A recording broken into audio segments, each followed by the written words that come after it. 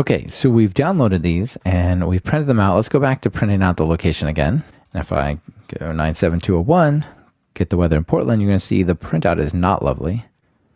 There we go. You see this huge long string with lots of new lines is actually the partly cloudy bit here. So what we want to do is clean these up. And now that looks like it printed okay, but you know, as the page evolves, maybe it has like white space around the edges. This is definitely not okay.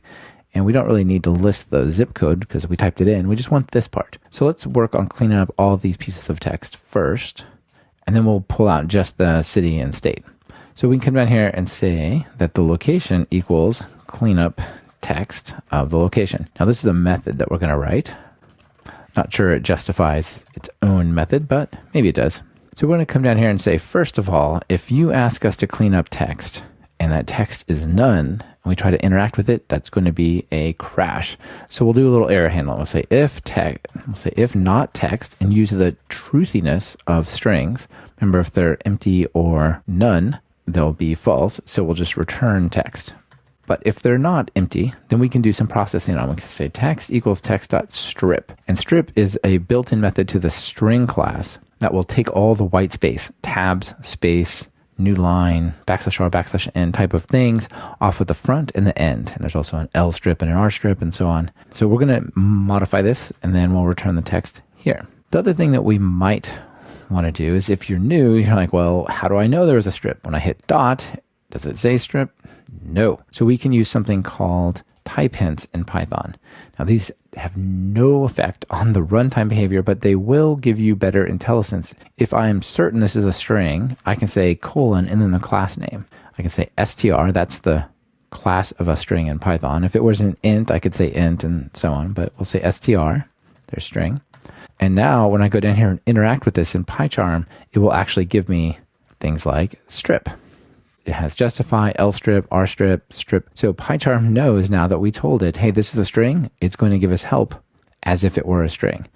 Again, I could pass a number here and it's not like there would be a compiler error. Remember, there's no compile, but it does help people who use this method as well as the tooling understand what it is you're trying to work with. So if we're sure it's a string, we could say str and that'll give us some help if you want it. So let's continue here and do this for the condition. Do this for the temp. And finally the scale. Those look like they were okay, but you never know what's going to happen to them. Now if we run this again, we'll be in a slightly better place. Okay, look, partly cloudy. Here's the temperature, the scale, and then we still have this. But that's much better than that huge, long, 10 line bit of text. So the last thing we need to do is actually pull that piece out. So we want to go down here and say, we're going to do one more thing to the location. We're going to say, find city and state from location. And we'll pass the location here. So this is a function we're going to write. And let's go ahead and get some help from IntelliSense just so you guys can see it. Now, the location is a string, and we're going to use this method here on it called split. So what split does is it will take some character. In this case, we're going to say \n for the new line, but it could be a comma. If you had a string with a bunch of commas separating them, and you wanted just the individual words, you could say comma, but we're separated by new line, so we're going to say new line, and what we'll get back is a list that contains just the elements of the string that are separated by these items. So we'll call this parts, like this, and then we're going to return part of 0. This is assuming that the shape of this thing is correct. It might not be good if it's not. Anyway, we're going to return this, and one more time, we might want to strip off the characters on here because there still may be some white space in between. Okay, so let's try this one final time, do a little cleanup on the code, run it. All right, going, and perfect. Look at that. We have partly cloudy.